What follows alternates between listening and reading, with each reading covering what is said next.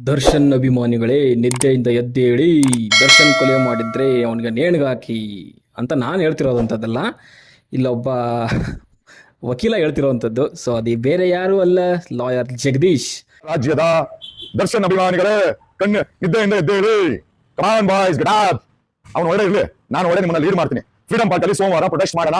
ದರ್ಶನ್ ಕೊಲೆ ಮಾಡಿದ್ರೆ ನೇಣು ಹಾಕಿ, ಅವ್ನು ತಪ್ಪು ಮಾಡಿಲ್ಲ. ದೊಡ್ಡ ಕಾನ್ಸ್ಪಿರಸಿ ನಡೆದಿದೆ ಅಂತಂದ್ರೆ ಮುನಿನಾ ಮತ್ತೆ ದೀಪಕ್ನ ಇಂಟ್ರಾಗೇಟ್ ಮಾಡಬೇಕು. ದರ್ಶನ್ ಬಗ್ಗೆ ತನಿಖೆ ಆಗಬೇಕು. ಆಮೇಲೆ ಆ ತನಿಖೆ ಪಾರದರ್ಶಕತೆ ಬೇಕು. ಬೇಕಾದ್ರೆ ರಿಟೈರ್ಡ್ ಹೈಕೋರ್ಟ್ ಜಡ್ಜ್ ಹಾಕಿಬೇಕಾರೆ ಸರ್ಕಾರ ತನಿಖೆ ಮಾಡಿಸಿ, ಮಾನಿಟರ್ ಮಾಡಿಸಿ, ನಮ್ಗೇನು ಸಮಸ್ಯೆ ಇಲ್ಲ. ದರ್ಶನ್ ತಪ್ಪು ಮಾಡಿದ್ಯಾ, ನೇಣು ಹಾಕಿ. ತಪ್ಪು ಮಾಡಿಲ್ಲ, ರಿಲೀಸ್ಗೆ ನಾವು ಸತ್ಯಾಗ್ರಹ ಮಾಡೋಣ. ಈ ವಯನ್ಗೆ 3 ತಿಂಗಳಿಗೋ 6 ತಿಂಗಳಿಗೋ ಒಂದ್ಸರಿ ಎಚ್ಚರ ಆಗುತ್ತೆ ಅನ್ಸುತ್ತೆ. ಒಳ್ಳೆ ಕುಂಭಕರ್ಣ ಥರ ಆಡ್ತಾನೆ, ಎಲ್ಲೋ ಬಿದ್ದಿರ್ತಾನೆ ಹೋಗ್ಬಿಟ್ಟು. ಸೊ ಮತ್ತೆ ಒಂದು 3 ತಿಂಗಳು 6 ತಿಂಗಳು ಆದಮೇಲೆ ಮತ್ತೆ ಎದ್ದು ಬರ್ತಾನೆ. ಸೊ ಅವ್ರ ಮೇಲೆ ಇವ್ರ ಮೇಲೆ ಇಲ್ಲ ಸಲ್ಲದ ಆರೋಪಗಳನ್ನು ಮಾಡಿಕೊಂಡು ಸಾಕ್ಷಿ ಪುರಾವೆ ಏನೂ ಇಲ್ಲದೇನೆ ಸುಮ್ಮನೆ ಎಗರಾಡ್ತಾನೆ. ಸೊ ಇವ್ನು ನೋಡ್ತಾ ಇದ್ರೆ ಯಾರೋ ಇವನ್ನ ಬೇಕು ಅಂತಾನೆ ಆಟ ಆಡಿಸ್ತವ್ರೆ, ಮುಂದೆ ಬಿಟ್ಬಿಟ್ಟು ಚೂ ಬಿಡ್ತಾರಂತ ಗೊತ್ತಲ್ಲ, ಆ ರೀತಿಯಲ್ಲಿ ಆಡಿಸ್ತವ್ರೆ ಅಂತ ಅನ್ಸುತ್ತೆ. ಸೊ ನಿಮ್ಗೆ ಗೊತ್ತಿರ್ಬೋದು ಲಾಯರ್ ಜಗದೀಶು.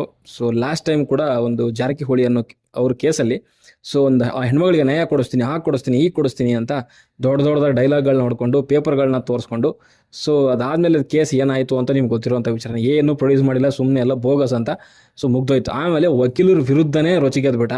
ಆಮೇಲೆ ಅದು ಯಾವುದು ಕೋರ್ಟ್ ಆವರಣದಲ್ಲೇ ತನ್ನ ಮಗನಿಗೆ ಹಾಕೊಂಡು ರೂಪಿದ್ರು, ಅಟ್ಯಾಕ್ ಆಯಿತು. ಸೊ ಅದಾದಮೇಲೆ ಹತ್ಕೊಂಡು ಕರ್ಕೊಂಡು ಸೊ ಅದೆಲ್ಲ ಮುಗ್ದೋಯ್ತು. ಅದಾದಮೇಲೆ ಕೆಲವು ದಿನ ಯಾವುದೋ ಒಂದು ಇದ್ರ ಮೇಲೆ ಇವನ್ನ ಅರೆಸ್ಟ್ ಕೂಡ ಮಾಡಿದರು.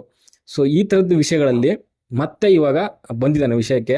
ಸೊ ಶುರು ಮಾಡಿದ್ದಂಥದ್ದು ಯಾವುದೋ ಮಾಜಿ ಮುಖ್ಯಮಂತ್ರಿ ಅವನ ನಂದಿ ಬೆಟ್ಟದ ಯಾವುದೋ ಒಂದು ಇದರಲ್ಲಿ ಏನೋ ರಾಸಲೀಲೆ.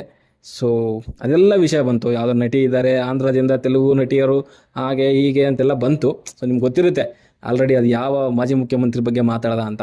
ಅದಾದಮೇಲೆ ರೀಸೆಂಟಾಗಿ ಮತ್ತೆ ಇವಾಗ ಸುದ್ದಿ ಆಗ್ತಿದ್ದಾನೆ, ಮುನಿರತ್ನ ಕೇಸ್ ಬಗ್ಗೆ ಮಾತಾಡ್ದ. ಮುನಿರತ್ನ ಹಿಂಗೆ ಅಂದರೆ ಇವನು ಡೈರೆಕ್ಟಾಗಿ ಸುಮ್ಮನೆ ಬೆಂಕಿ ಹಚ್ಚೋ ಕೆಲಸ ಅಷ್ಟೇ. ಆ್ಯಂಡ್ ಇವಾಗ ಮಾತಾಡ್ತಿರೋವಂಥದ್ದು ಏನು ಅಂತಂದರೆ ದರ್ಶನ್ ಅವ್ರ ಬಗ್ಗೆ. ದರ್ಶನ್ ಅಭಿಮಾನಿಗಳೇ, ನಿದ್ದೆಯಿಂದ ಎದ್ದೇಳಿ, ಕೊಲೆ ಸಂಚು ಅಂದರೆ ಈ ಸಂಚು ನಡೀತಾ ಇದೆ, ದರ್ಶನ್ನ ಸಿಗಾಕೊಳ್ಳೋಕ್ಕೆ, ಹಾಗೆ ಹೀಗೆ ಒಂದು ಹೋರಾಟ ಮಾಡೋಣ, ನಿಮ್ಮ ಜೊತೆ ನಾನಿದ್ದೀನಿ, ಫ್ರೀಡಮ್ ಪಾರ್ಕಲ್ಲಿ ಸೋಮವಾರ ಹೋರಾಟ ಮಾಡೋಣ, ಬನ್ನಿ, ಪರ್ಮಿಷನ್ ತೊಗೊತೀನಿ ನಾನು ಹಿಂದೆ ಬನ್ನಿ ನೀವು ಅಂತ ಕೂತ್ಕೊಂಡಿದ್ದಾನೆ. ನಾನು ಹೇಳ್ತಿರೋವಂಥದ್ದು ದಯವಿಟ್ಟು ಯಾವನು ಹೋಗೋಕ್ಕೆ ಹೋಗಬೇಡಿ. ಏನಕ್ಕೆ ಹೇಳ್ತಾ ಇದ್ದೀನಿ ಅಂತಂದರೆ ಈ ಒಂದು ಬರೀ ಎಲ್ಲ ಬೋಗಸ್ ಬುರುಡೆ ಮಾತುಗಳಷ್ಟೇ. ಒಂದಕ್ಕೂ ಸಾಕ್ಷಿ ಇರಲ್ಲ, ಒಂದಕ್ಕೂ ಸಾಕ್ಷಿ ಇಟ್ಟು ಮಾತಾಡಲ್ಲ. ಓಕೆ, ಬರೀ ಬೋಗಸು, ಪಬ್ಲಿಸಿಟಿ ಗಿಮಿಕ್ಕು. ಜೊತೆಗೆ ನನಗನ್ನಿಸ್ತಿದೆ ಇವನ್ನ ಯಾರೋ ಮುಂದೆ ಇಟ್ಕೊಂಡು ಬ್ಯಾಕಲ್ಲಿ ಆಟ ಆಡ್ತಿದ್ದಾರೆ ಅಂತ ನನಗನ್ಸುತ್ತೆ. ಯಾಕಂದರೆ ಪ್ರತಿ ಟೈಮಲ್ಲೂ ತಗೊಳ್ಳಿ, ಏನಾದರೂ ಒಂದು ರಾಜ್ಯದಲ್ಲಿ ಕೋಲಾಹಲ ಎಬ್ಬಿಸ್ಬೇಕು ಅಂತಂದರೆ ಇವನನ್ನು ಯೂಸ್ ಮಾಡ್ಕೊತಿದ್ದಾರೆ ಅಂತ ನನಗನ್ನಿಸ್ತಾ ಇದೆ. ಯಾಕಂತಂದರೆ ಇವನೇ ಇಷ್ಟೊಂದು ಧೈರ್ಯ ಅಂತೂ ಇಲ್ಲ ಇವನಿಗೆ. ಓಕೆ, ಸೊ ಬ್ಯಾಕಲ್ಲಿ ಇಟ್ಕೊಂಡು ಯಾರೋ ನಿಂತ್ಕೊಂಡು ಆಟ ಆಡ್ತಿದ್ದಾರೆ. ಸೊ ಅವನು ಸುಮ್ಮನೆ ಒಂದು ಬುಲೆಟ್ ಥರ ಅಷ್ಟೇ, ಗನ್ ಬೇರೆನೇ ಎಲ್ಲೋ ಇದೆ.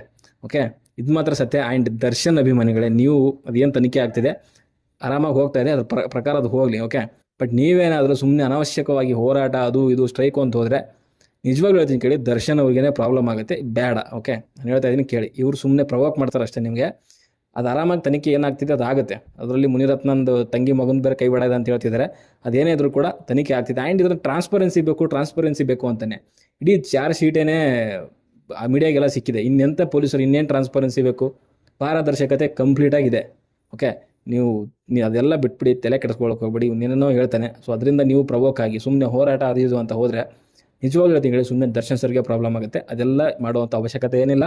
ಕಾನೂನು ಪ್ರಕಾರ ಅದೇನಾಗ್ತಿದೆ ಅದು ಸರಿಯಾಗಿ ಆಗ್ತಾ ಇದೆ. ದರ್ಶನ್ ಸರ್ ಅಪರಾಧಿ ಅಂತ ಗೊತ್ತಾದರೆ ಅದಕ್ಕೆ ಶಿಕ್ಷೆ ಆಗುತ್ತೆ, ನಿರಪರಾಧಿ ಅಂತಂದರೆ ಬಿಡುಗಡೆ ಮಾಡ್ತಾರೆ. ಓಕೆ, ಯಾವ ಒಂದು ಸೆಕ್ಷನ್ ಆಗಿರ್ತಾರೆ ಅದ್ರ ಪ್ರಕಾರ ಶಿಕ್ಷೆ ಆಗುತ್ತೆ. ಸ್ವಲ್ಪ ಹೆಚ್ಚು ಆಗ್ಬೋದು ಅಥವಾ ಕಡಿಮೆನೂ ಆಗ್ಬೋದು. ಓಕೆ, ಅದ್ರ ಬಿಟ್ಟು ತಲೆ ಕೆಡಿಸ್ಕೊಳ್ಳೋಕೆ ಹೋಗ್ಬಿಡಿ, ಕ್ಲಿಯರಾಗಿ ಹೊರಗಡೆ ಬರ್ತಾರೆ. ಅದು ಬಿಟ್ಬಿಟ್ಟು ಸುಮ್ಮನೆ ಅನವಶ್ಯಕವಾಗಿ ಇಂಥದಕ್ಕೆಲ್ಲ ನೀವು ತಲೆ ಕೊಟ್ಟು ಸುಮ್ಮನೆ ಕಾಂಟ್ರವರ್ಸಿನ ಕ್ರಿಯೇಟ್ ಮಾಡ್ಕೊಳ್ಳೋಕೆ ಹೋಗ್ಬಿಡಿ ಅನ್ನೋದು ನನ್ನ ಒಂದು ಅನಿಸಿಕೆ. ಹೇಳ್ತಾ ಈ ವಿಡಿಯೋ ಇಲ್ಲೇ ಮುಗಿಸ್ತೀನಿ. ವಿಡಿಯೋ ಇಷ್ಟ ಲೈಕ್ ಮಾಡಿ, ಶೇರ್ ಮಾಡಿ, ಚಾನಲ್ ಸಬ್ಸ್ಕ್ರೈಬ್ ಮಾಡ್ಕೊಳ್ಳಿ ಅಂತ ಹೇಳ್ತಾ ಮುಂದಿನ ವಿಡಿಯೋದಲ್ಲಿ ಸಿಗೋವರೆಗೂ ನಮಸ್ಕಾರ.